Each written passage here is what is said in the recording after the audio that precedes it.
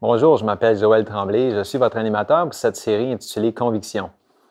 Notre émission est une discussion des grands thèmes de la foi chrétienne à la lumière de la parole de Dieu et du témoignage de Jésus. L'objectif de cette série, c'est d'apporter des réponses et de donner des outils pratiques aux jeunes adultes pour les aider à établir, à maintenir leurs convictions. En ces jours de confusion, Dieu a besoin de jeunes hommes et de jeunes femmes loyaux, intègres, avec une conscience fidèle, qui vont se tenir debout pour défendre la justice et la vérité, même si l'univers semble s'écrouler. Aujourd'hui, nous allons discuter de l'évangélisation, un sujet qui nous tient à cœur ici à Mieux Vivre. Évidemment, la raison de notre ministère, c'est d'évangéliser, de proclamer la bonne nouvelle de l'Évangile par les médias comme la radio, la télévision et l'Internet. Mais l'évangélisation, ce n'est pas toujours facile, même parfois c'est risqué. Pourquoi continuer et comment faire? Quelles sont les meilleures méthodes? On discute de tout ça aujourd'hui et j'ai le privilège d'avoir avec moi 3 jeunes femmes qui vont participer, qui vont nous présenter leur opinion et leurs convictions sur l'évangélisation. Bonjour. Bonjour. Bienvenue, je suis bien heureux de vous avoir avec nous aujourd'hui. On va prendre un instant pour vous présenter, si vous voulez bien. Moi, je m'appelle Grace, je viens des Philippines et ça fait une dizaine d'années que j'habite à Montréal. Bienvenue. Bonjour, moi je m'appelle Athalie, je viens de Montréal. Moi, c'est Danielle et je viens de Montréal également. Merci, bienvenue à toutes les 3. Alors, pour commencer, le sujet d'aujourd'hui, c'est quoi l'évangélisation? L'évangélisation, ça signifie bonne nouvelle. Le préfixe « e » signifie bon ou bonne et évangélisation, c'est message ou nouvelle. Donc, les deux mis ensemble, ça donne bonne nouvelle. Alors, c'est quoi cette bonne nouvelle-là? Bon, mais l'Évangile est la bonne nouvelle que Jésus est venu à notre monde. Il a vécu une vie parfaite. Il est mort, il est ressuscité. Et maintenant, il est possible pour quiconque de recevoir le salut par la foi en Jésus-Christ. En Jésus. OK, alors c'est la bonne nouvelle en Jésus.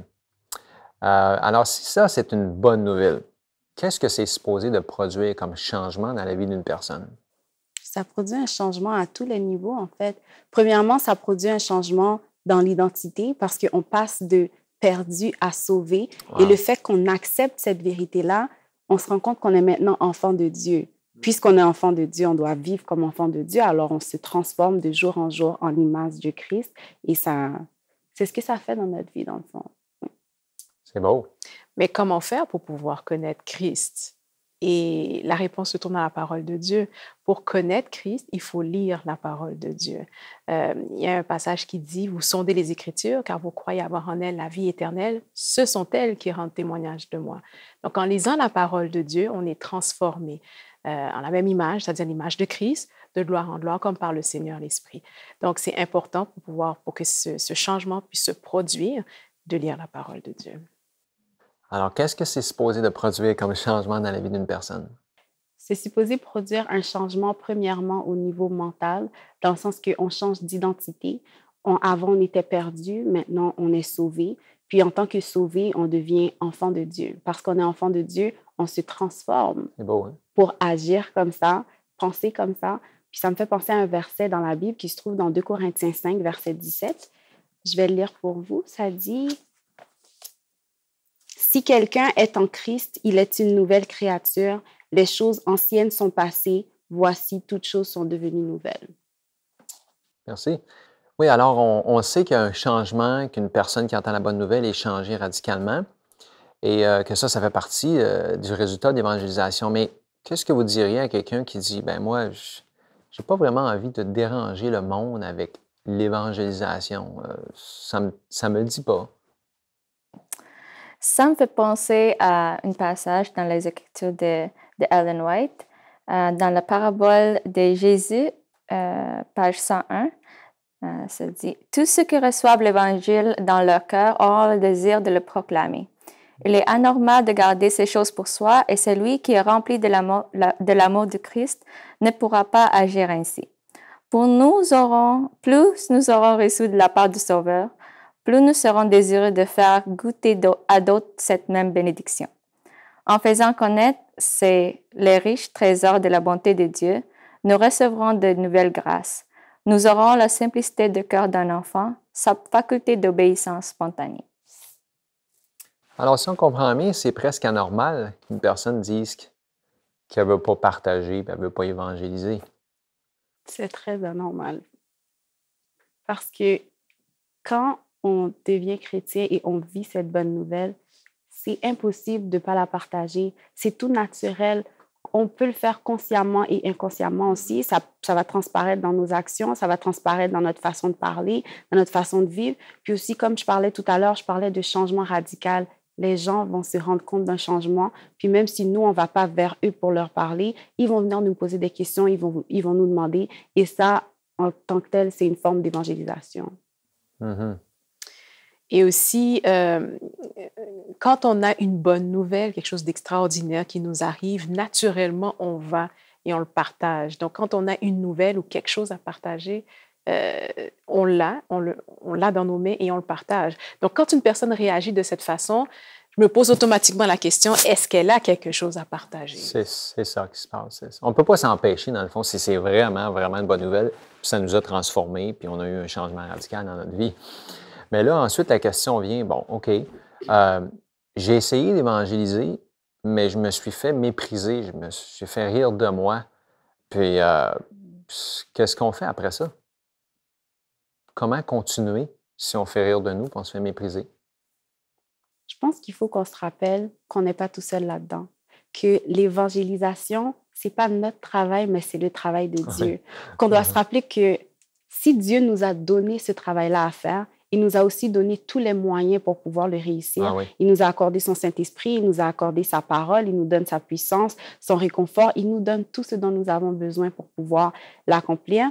Puis moi, quand je me sens comme ça, des fois, je me dis, oh, Seigneur, j'ai plus envie d'évangéliser parce que les gens me rejettent ou ils n'acceptent pas. Un verset qui m'aide beaucoup, ça se trouve dans 2 Timothée 1er. Je vais le lire pour vous. Ça dit...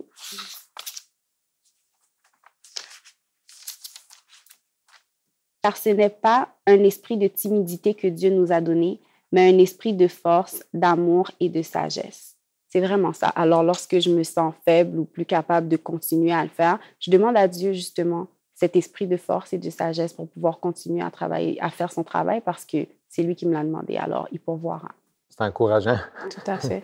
Et moi, j'aimerais ajouter aussi que je veux dire, le meilleur exemple qu'on a, c'est l'exemple de Jésus-Christ. Amen. Et quand on regarde sa vie sur Terre, comment ça s'est déroulé, il y a eu plusieurs ennemis. Il a été persécuté de plusieurs façons. Il y a eu un traître parmi ses amis proches. Ses frères ne le reconnaissaient pas nécessairement comme le Messie. Ils n'approuvaient pas nécessairement son ministère.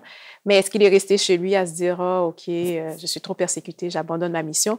Au contraire, il a continué à partager sur le royaume de Dieu, à continuer à enseigner, à inviter les gens à participer à ce royaume. Et donc, je crois que c'est un exemple à suivre. Tout ce qui est écrit dans la parole, c'est pour notre instruction, pour qu'on puisse reproduire ces choses dans nos vies.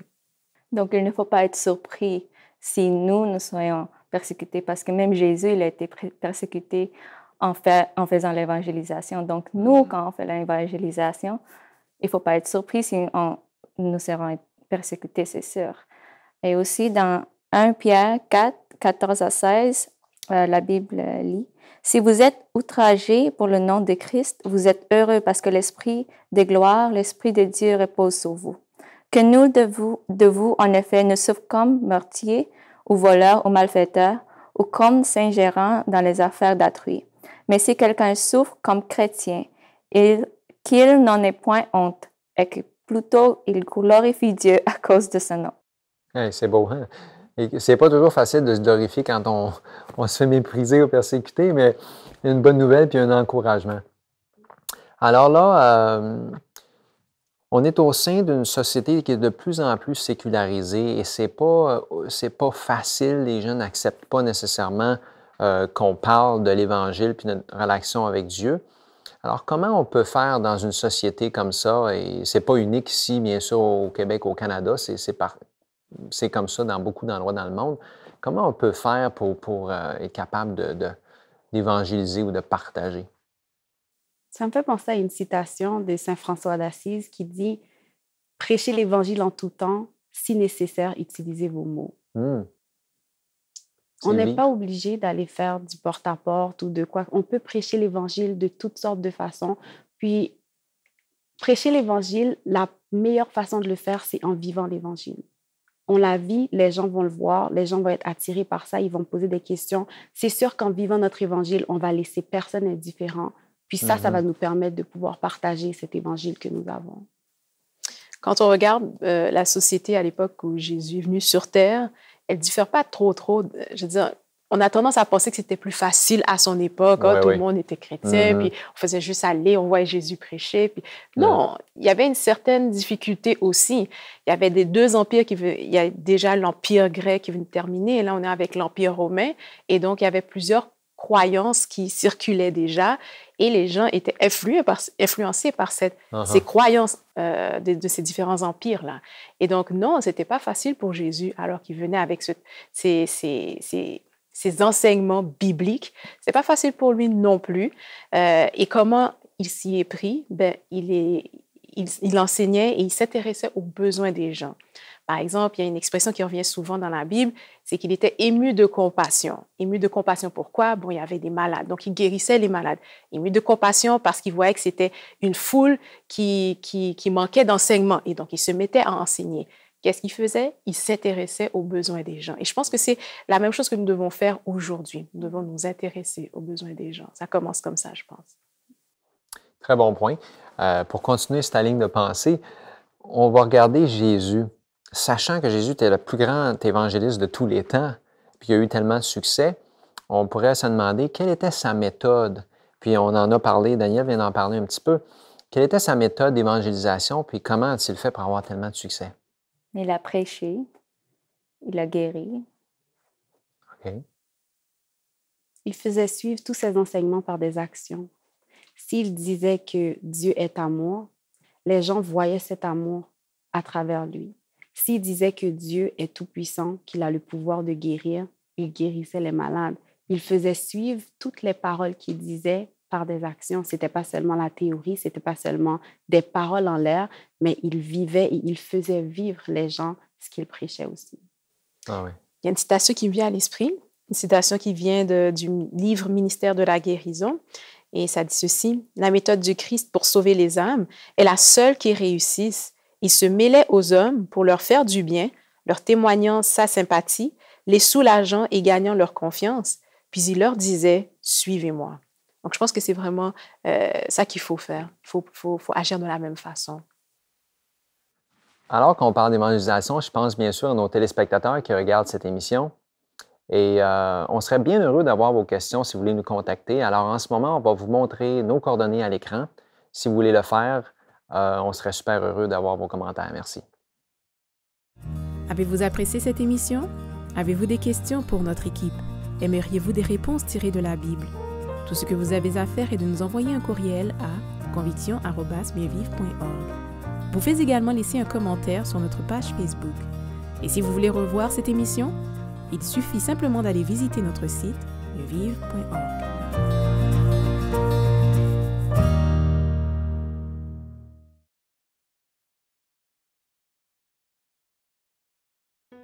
Je t'établis pour être la lumière des nations, pour porter mon salut jusqu'aux extrémités de la terre. Semer l'espérance, partager un message, illuminer le monde.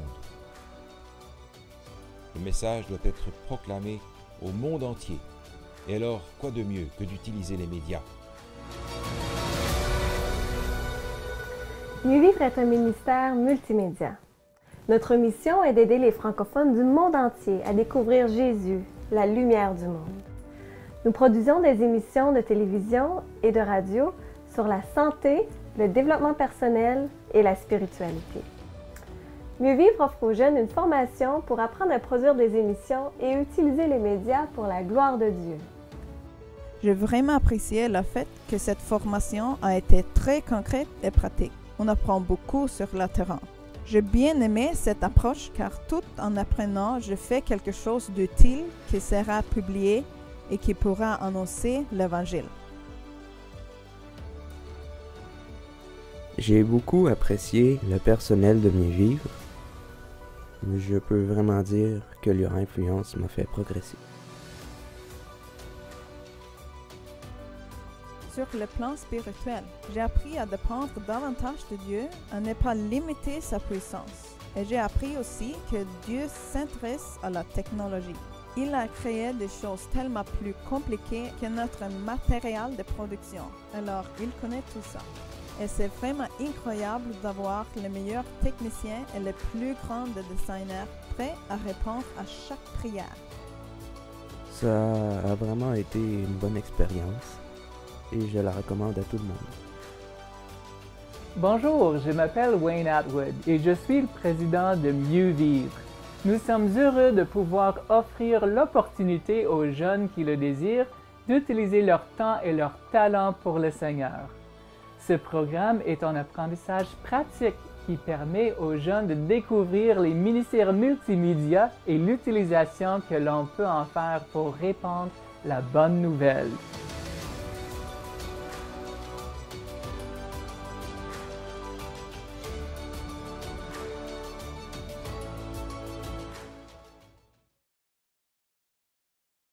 On a parlé de la méthode de Jésus, mais on n'a pas nécessairement analysé sa vie privée. Quels étaient les ingrédients dans sa vie qui lui ont donné tant de succès dans son évangélisation? C'est drôle que tu dises les ingrédients parce que quand j'y pense, pour moi, il n'y en a simplement qu'un. Puis c'est la relation avec Dieu.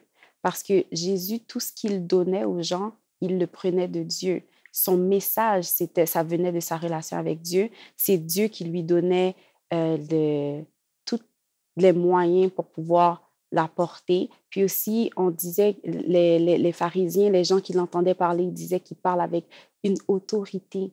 Puis ça lui venait de sa relation avec Dieu. C'est vraiment ça pour moi, c'est le seul ingrédient qu'il faut, c'est une relation avec Dieu parce que c'est ça qu'on partage aux gens. On ne peut pas donner quelque chose qu'on n'a pas. C'est vraiment ça. Tellement vrai.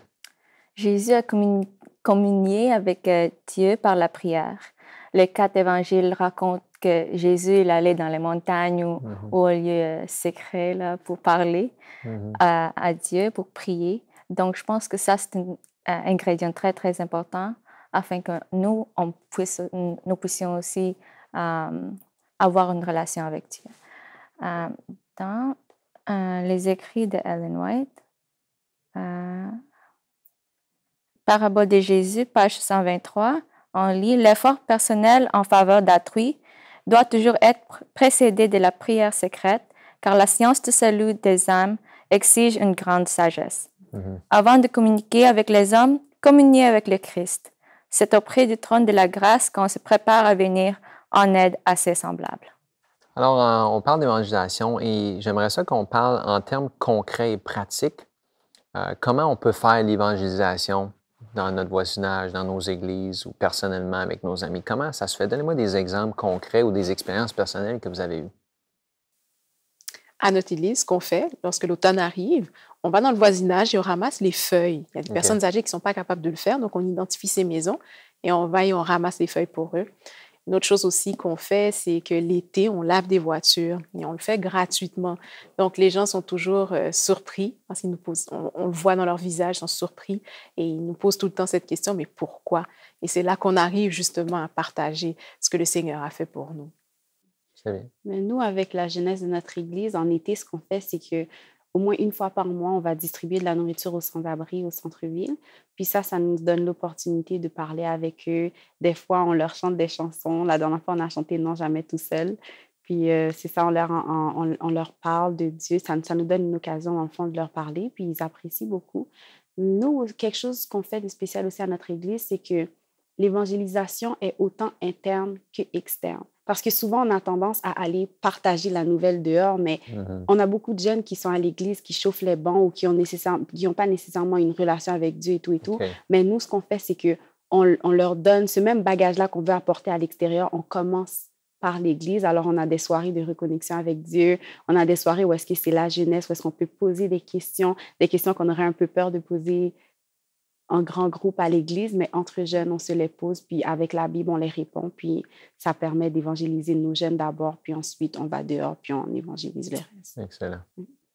À mon église, on fait des expos santé à chaque année, donc il y a plein de personnes qui viennent pour juste apprendre, et les jeunes aussi participent à ça, ils aiment ça beaucoup, et ça fait du bien au monde.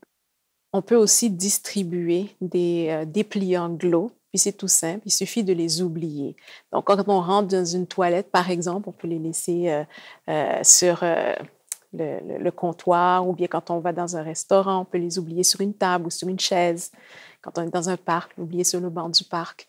Puis l'idée, c'est tout simple, c'est que quand les gens viennent, ils voient un petit dépliant, ils l'ouvrent et ils lisent et ils sont exposés à la vérité. Et très souvent, ils vont aller plus loin, ils vont aller dans leur Bible, ils vont aller sur Internet pour s'informer un peu plus. Je me rappelle, j'ai entendu une histoire d'une personne qui a découvert justement un dépliant Glow dans un Walmart. Il est en train de magasiner pour s'acheter un barbecue. Puis, c'est bizarre parce que le dépliant était caché dans le fond du barbecue. Et qu'il l'a trouvé, il a commencé à lire, puis c'était intéressant, ça parlait du sabbat. Et quelques jours avant cette découverte, son garçon qui revenait d'un camp biblique de vacances chrétien lui avait posé la question, « Mais papa, pourquoi on ne va pas à l'église le samedi? » Puis lui, il ne savait pas quoi lui répondre. Fait qu'il était en prière avec sa femme, il a dit, « Je ne sais pas quoi répondre. Je ne sais pas quoi lui répondre, on va prier. » Et dans sa prière, il a demandé à Dieu, « Écoute, Seigneur, montre-moi la vérité. » Et voici, il trouve le dépliant Glow dans le barbecue qui est comme, lui, pour lui, c'était vraiment une réponse à sa prière. Puis pour lui, il était convaincu que Dieu lui montrait la vérité. Donc, c'est ça, Glow. C'est de placer ces dépliants-là dans différents endroits et on prie justement pour que les gens qui sont en recherche trouvent la bonne publication au bon moment. Donc, c'est tout simple, c'est la méthode Glow. Super. Aussi, le Noël passé, les jeunes de mon église, on est allés voir les sans-abri au centre-ville de Montréal. Il faisait tellement froid, ça faisait moins 20 degrés dehors. C'était vraiment plein d'hiver.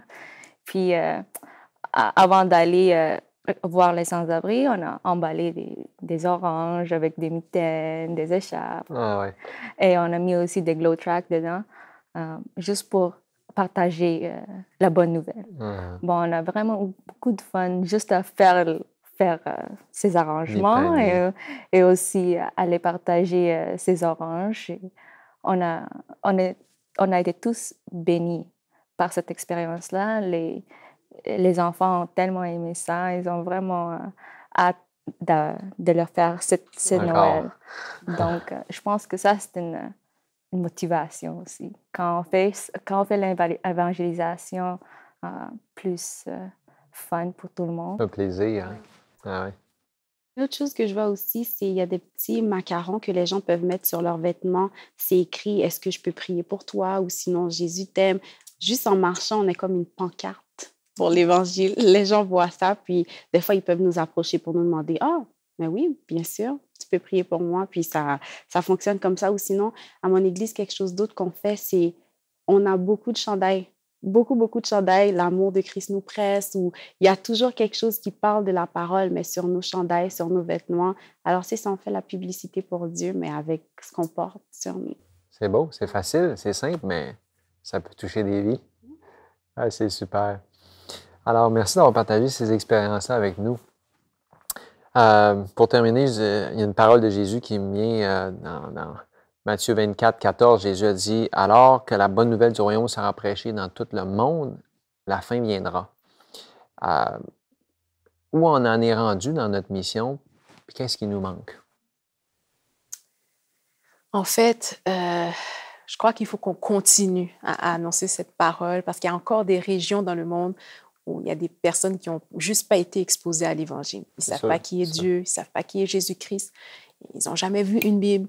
Et donc, je crois qu'il y a une nécessité encore pour des missionnaires, une nécessité pour des gens de se déplacer dans ces régions éloignées pour apporter cette parole, la parole de vie qui sauve. C'est sûr qu'on a besoin de proclamer l'Évangile au coin du monde qui n'ont jamais entendu de la parole. Mais aussi, même ici au Québec, on a plein de monde qui a déjà entendu de Dieu. Évident. Mais ils n'ont pas la conviction, ils ne sont pas transformés. Donc, je pense que c'est à nous aussi de leur partager et leur donner espoir, leur donner la parole de Dieu. Aussi, c'est très important pour nous de prier pour l'effusion de l'Esprit Saint. Ça, on peut voir dans le livre Actes, des Actes, chapitre 1, verset 8. « Mais vous recevrez une puissance le Saint-Esprit survenant sur vous, et vous serez mes témoins à Jérusalem, dans toute la Judée, dans la Samarie et jusqu'aux extrémités de la terre. C'est la puissance qu'on a besoin pour terminer le travail, hein, c'est certain. C'est exactement ça, parce que si on pense qu'on va pouvoir réussir ça tout seul, c'est sûr et certain que c'est un échec. Mais avec Dieu, tout est possible. Puis il faut que lorsqu'on le fasse avec Dieu. Puis quelque chose d'autre que je voudrais rajouter aussi, c'est le fait que lorsqu'on a en tête d'aller partager, d'aller évangéliser, on ne devrait pas seulement penser aux gens qui n'ont jamais entendu parler de Dieu, mais il faut aussi qu'on pense aux gens qui ont entendu parler de Dieu, mais qui ont entendu parler de Dieu de la mauvaise façon, qui ne connaissent pas le vrai caractère de Dieu. Il faut qu'on leur présente Dieu, le Dieu d'amour, le Dieu qui est prêt à envoyer son Fils unique mourir pour eux, le Dieu qui est avec eux dans toute leur détresse, le Dieu qui les appelle ses enfants. Il faut qu'on leur présente ce Dieu-là, pas le Dieu vengeur qui punit, qui est prêt à relever tous nos péchés, puis qui garde compte. Il faut qu'on leur présente le vrai Dieu. C'est ça. Il y a une citation qui me vient à l'esprit, une citation de Sir White qui parle justement de ce travail qui doit être accompli à la fin pour que le message aille dans tout le monde et qui concerne aussi les jeunes. On trouve dans le livre Éducation cette citation. « Cette tâche sera pour les jeunes d'un plus grand profit qu'aucun autre. Avec l'armée que formeraient nos jeunes, bien préparés, la bonne nouvelle de notre Sauveur crucifié et ressuscité, prêt à revenir, serait vite portée au monde entier. Wow. Comme la fin viendrait vite, la fin de la souffrance, du chagrin, du péché. Je pense que dans ce travail qu'on doit faire justement pour que l'Évangile aille dans tout le monde, les jeunes doivent être inclus dans ce grand travail. Merci, c'est tout un défi, mais si les jeunes sont bien entraînés, le travail va se faire, puis Dieu va les utiliser. Dans le fond, Dieu veut utiliser chacun de nous. Il y a énormément de travail à faire encore, mais on sait que par la grâce de Dieu, le travail, on va être capable de le terminer. C'est ça l'évangélisation, dans le fond, c'est qu'on soit tous impliqués là où on est, comme on peut. Merci vraiment d'avoir participé avec nous aujourd'hui. Alors voilà qui met fin à notre émission aujourd'hui. Merci d'avoir été des nôtres. J'espère que notre discussion vous a inspiré de faire l'évangélisation et à partager votre foi à votre manière et avec vos convictions. Souvenez-vous que pour marcher avec Dieu selon sa volonté, il faut être capable d'établir, d'affirmer et de vivre selon vos convictions en Christ. Ça, c'est mieux vivre. À la prochaine.